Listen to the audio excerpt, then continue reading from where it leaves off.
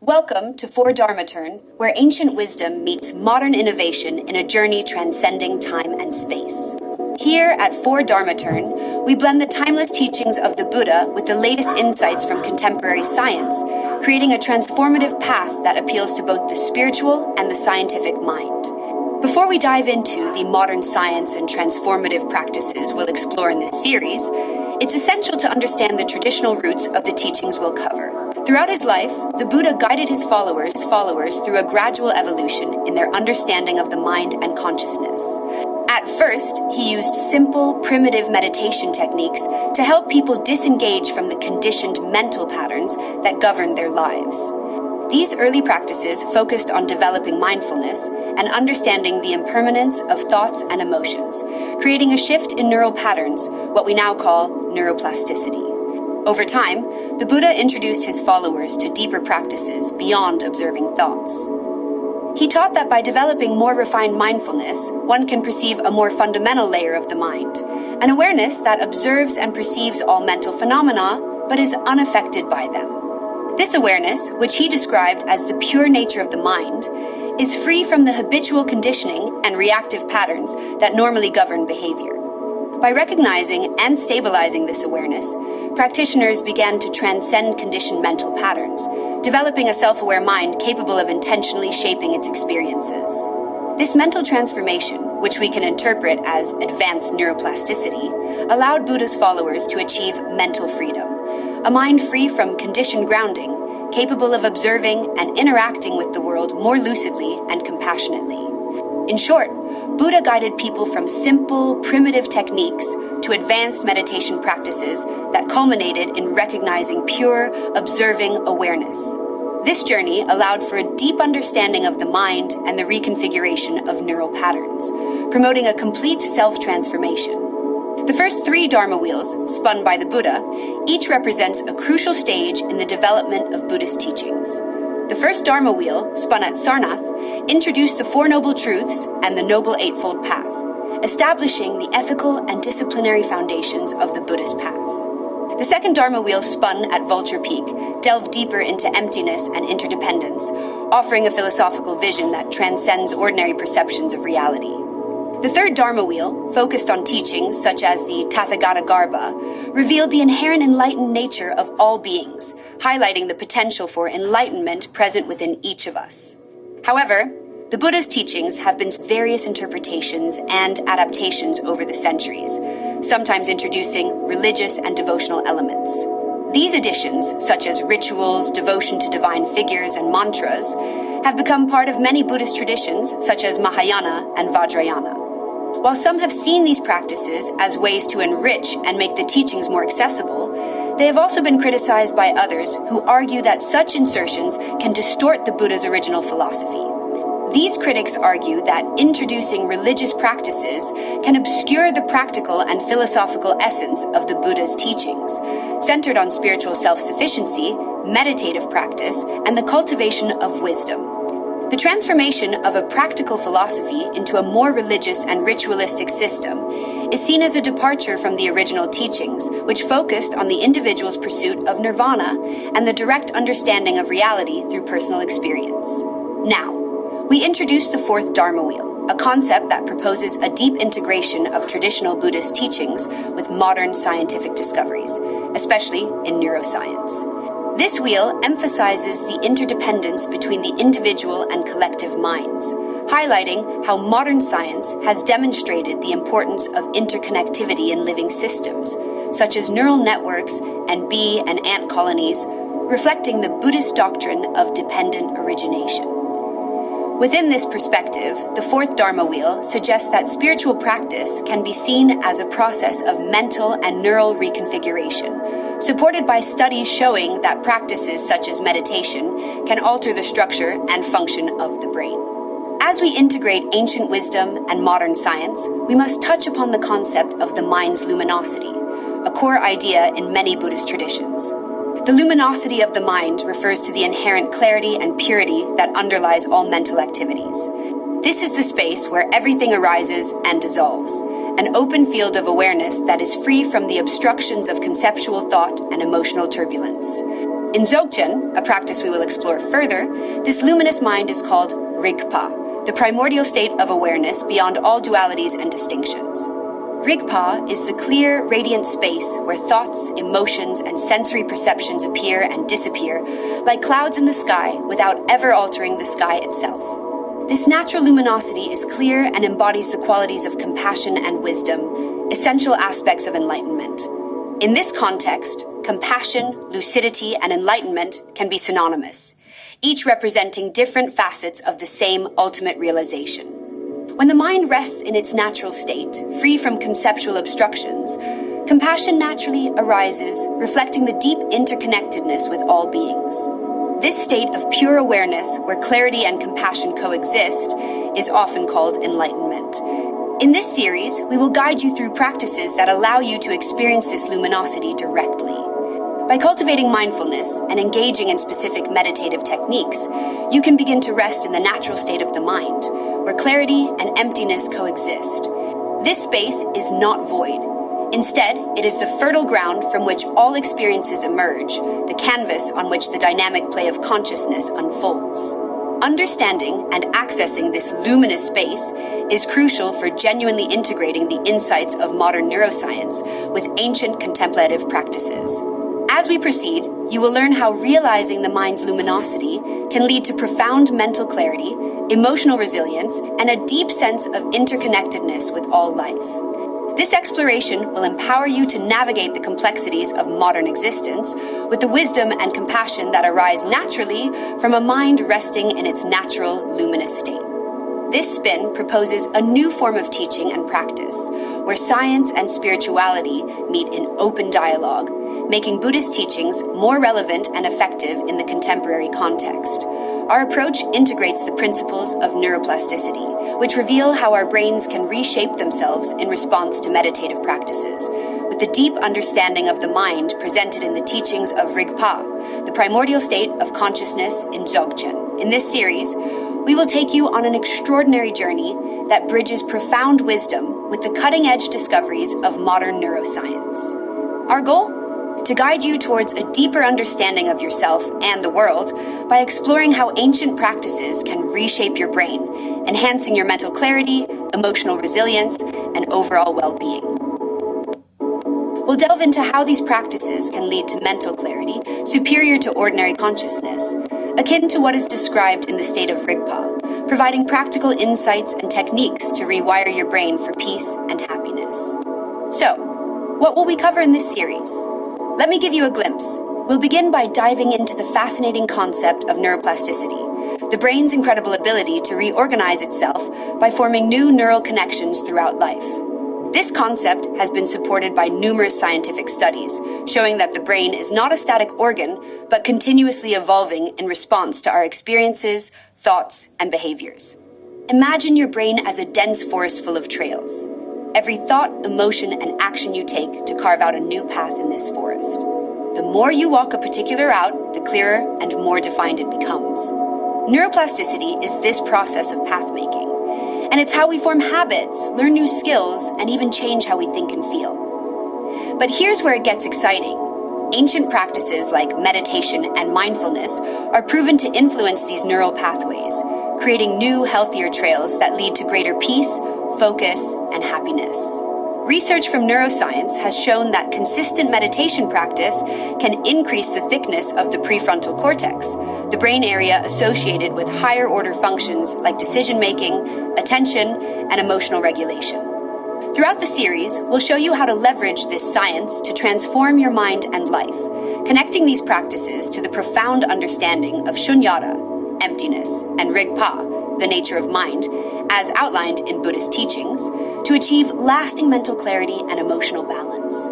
One of the core concepts we'll explore is the idea of the 31 worlds or mental states, as described in ancient teachings. These states represent different conditioned forms of mental operation, essentially inefficient ways of engaging with reality. For instance, the realm of desire is characterized by a continuous pursuit of sensory pleasure driven by the brain's reward system. Neuroscientifically, this relates to the release of dopamine, a neurotransmitter associated with pleasure and reward.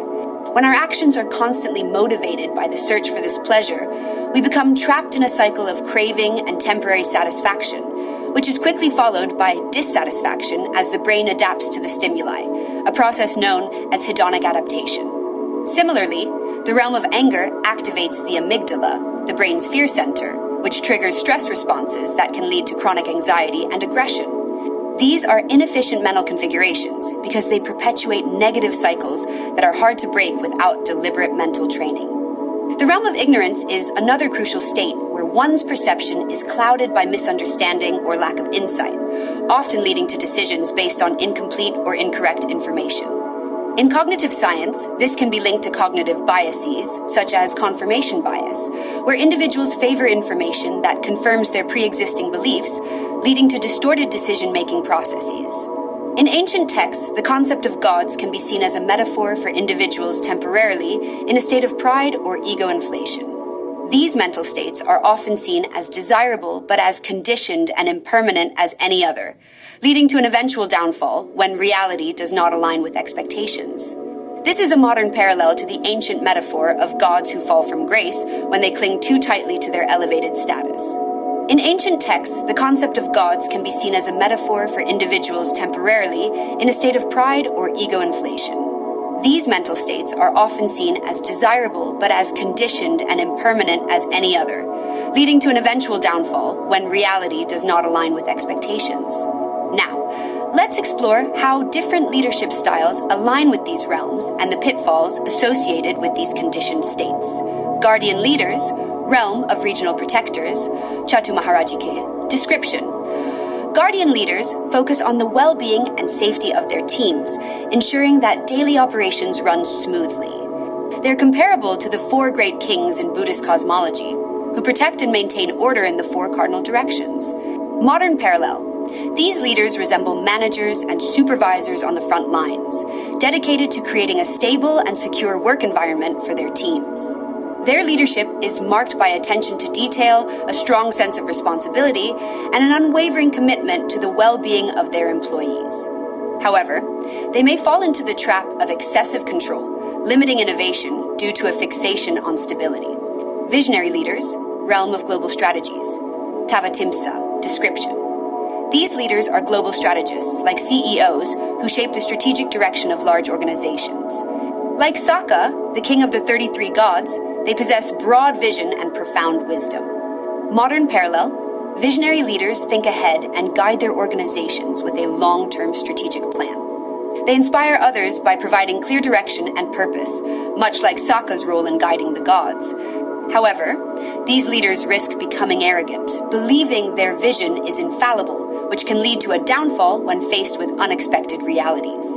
Sustainable success leaders, realm of continuous success, Yama. Description. Leaders who enjoy sustained success and privilege, but, like the gods of Yama, must remain aware of the consequences of their actions to maintain their success.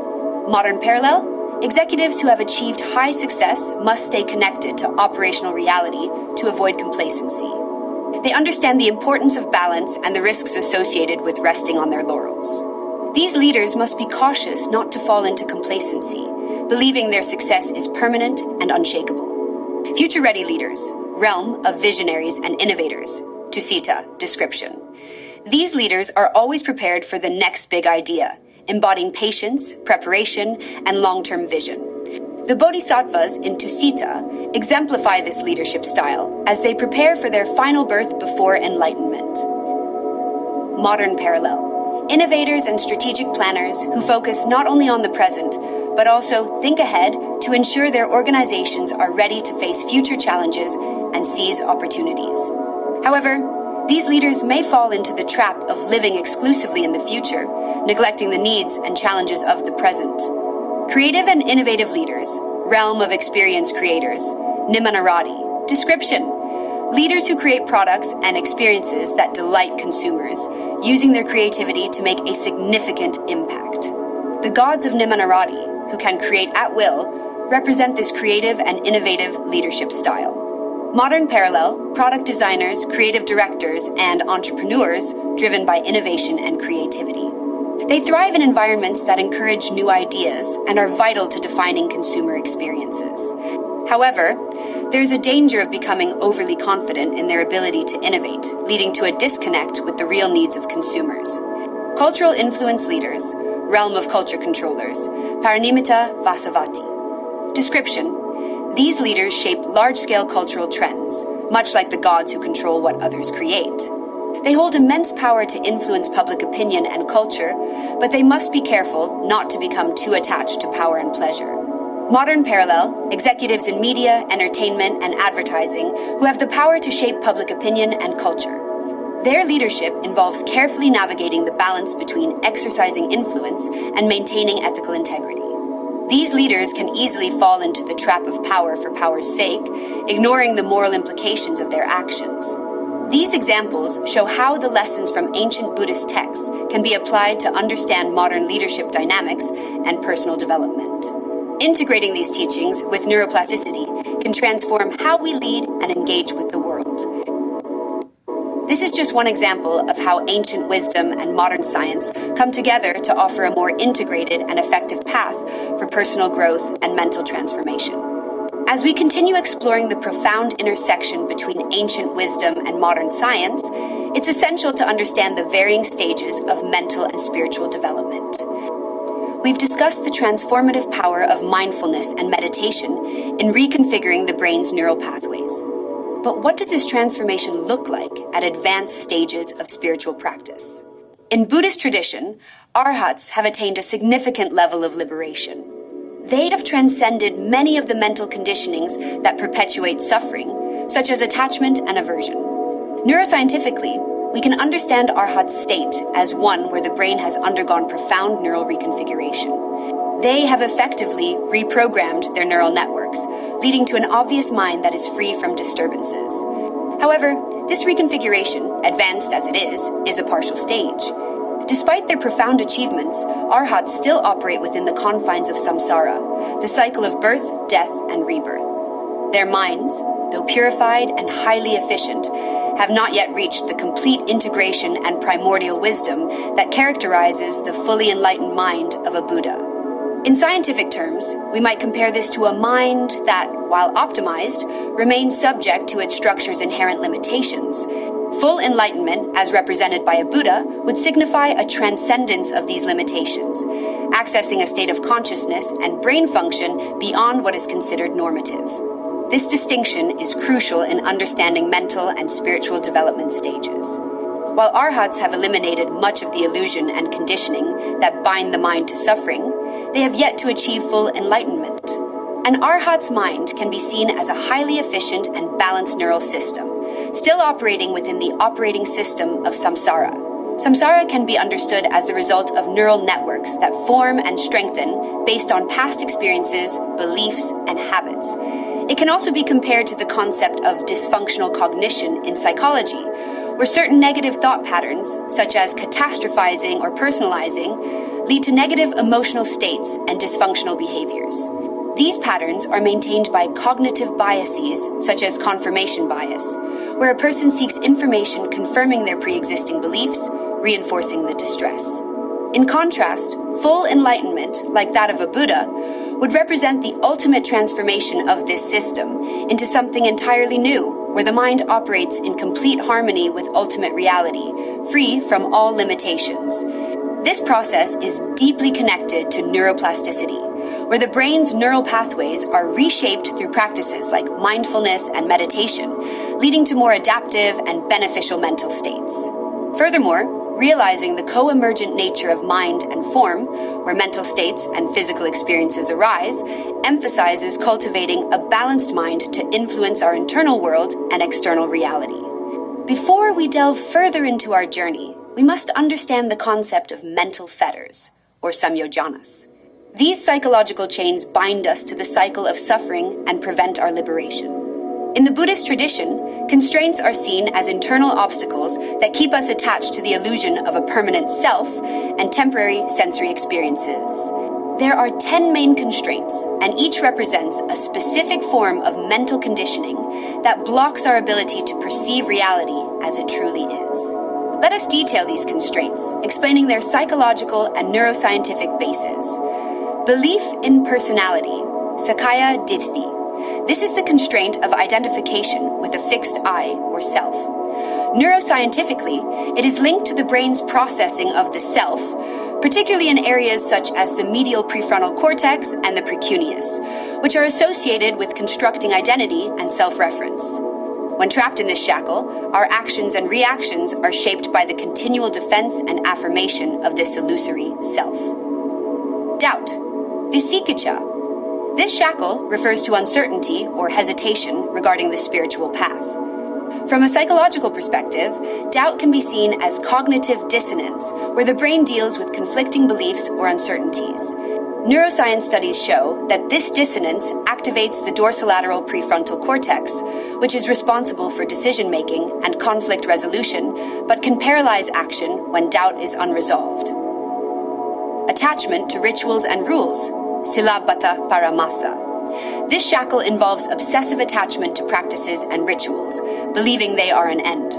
Neuroscientifically, it may be related to compulsive behavior and perfectionism, which activate neural circuits associated with control and cognitive rigidity, such as the anterior cingulate cortex and the basal ganglia.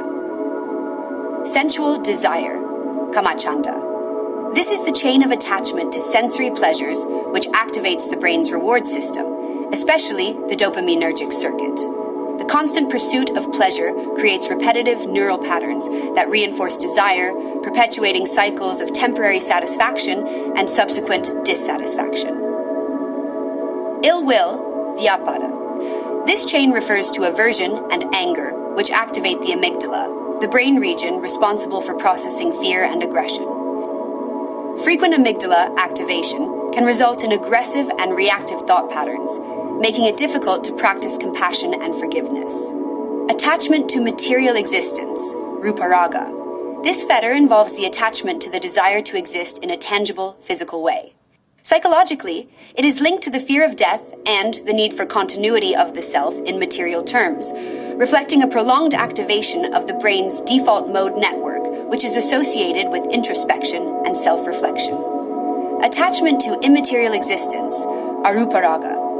This constraint is the attachment to the desire to exist in immaterial states, such as deep meditative states. Neuroscientifically, it may be related to dissociation and escapism, where higher cognitive functions, such as those mediated by the prefrontal cortex, are used to avoid facing concrete reality. Vanity, Mana. This fetter concerns pride and the need to feel superior or inferior to others. Studies show that pride activates areas of the brain associated with reward and self-image, such as the anterior cingulate cortex. We'll also explore the profound psychological implications of the Four Noble Truths, which offer a framework for understanding the nature of suffering and its cessation. These truths can be interpreted as a psychological model that describes the cycle of mental distress and the path to mental freedom, the truth of suffering, dukkha. Recognizing that suffering is an inherent part of life, often arising from the inevitable gap between our desires and reality. In psychological terms, this can be linked to cognitive dissonance, where the mind experiences discomfort due to conflicting thoughts, beliefs, or attitudes. This dissonance reflects the clash between our expectations and reality, a core source of mental distress, the truth of the cause of suffering, samudaya. Identifying the cause of suffering as attachment or craving, which aligns with the modern understanding of how attachment to outcomes can lead to chronic stress and anxiety. This attachment, fueled by desires for permanence and control, leads to the formation of psychological fetters, mental constructs that bind us to a cycle of suffering and dissatisfaction. The truth of the cessation of suffering, Nirodha. Understanding that one can achieve mental peace and freedom by letting go of attachment and craving. This reflects the psychological process of cognitive restructuring, where maladaptive thought patterns are identified and replaced with healthier ones. The cessation of suffering is not just a cessation of negative states, but a profound realization of the interdependent nature of all phenomena, leading to mental liberation. The truth of the path to the cessation of suffering, Magga. Following a structured path to develop insight, ethical behavior, and mental discipline, which corresponds to modern therapeutic practices that involve mindfulness, cognitive behavioral techniques, and more living to foster mental well-being. The Noble Eightfold Path, which includes the proper understanding, intention, speech, action, livelihood, effort, mindfulness, and concentration, offers a comprehensive approach to transforming the mind. Each step on this path is not just a moral guideline, but a cognitive and behavioral strategy that aligns our mental processes with the reality of interdependence, reducing cognitive dissonance and fostering mental clarity. These truths invite us to view the mind as a dynamic system that can be transformed through deliberate practice, a concept increasingly supported by neuroplasticity findings. In this series, we will explore how the practical application of the Noble Eightfold Path serves as a roadmap for spiritual liberation, psychological resilience, and mental health, aligning ancient wisdom with contemporary therapeutic practices. As we've seen, combining ancient wisdom with modern science offers a powerful path to mental and spiritual transformation. But the journey doesn't end there. In the following video, we'll continue exploring these profound concepts and delve deeper into the practices and teachings that can help you reshape your mind and life. So don't miss the next episode, where we'll expand our understanding and bring you more insights that can guide you toward a life of more excellent balance, peace, and fulfillment. Until then, remember that the path to mental clarity and enlightenment is within reach for all of us.